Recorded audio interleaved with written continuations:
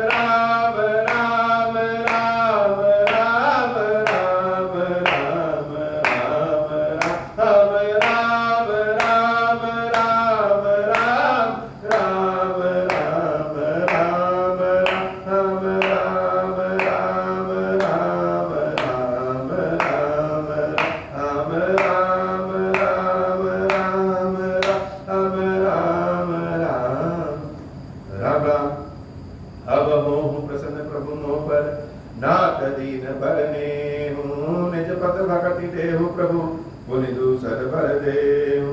तब मायावश जीव जग संतत फिरहि बुलाना, हम पर क्रोध न करिय प्रभु कृपा सिंधु भगवान। शंकर दीन दयाल अब हम पर होम कृपाल, साप अनुग्रह होई जहि विधि नाथ छोड़हि काल। दीन दयाल विरुद्ध संभारी हरहु नाथ मम संकट भारी। जय हृदि होई नाथ हित मोरा, करहु सुबेगी जानि दास मैं तोरा। राम राज्य बैठे त्रैलोका, हर्षित भय गए सब शोका। जे सकाम नर सुनहि जगावहि, सुख संपत्ति नाना विधि पावहि। जो इच्छा करियो मन माहि, हरि प्रसाद कछु दुर्लभ नाहि। मंगल भवन अमंगल हाय, उमा सहित जय जपत। पुरानी बोले श्री गिरीश्वर महादेव जी, गिरेश्वरी मैया जी की सदाही जय हो।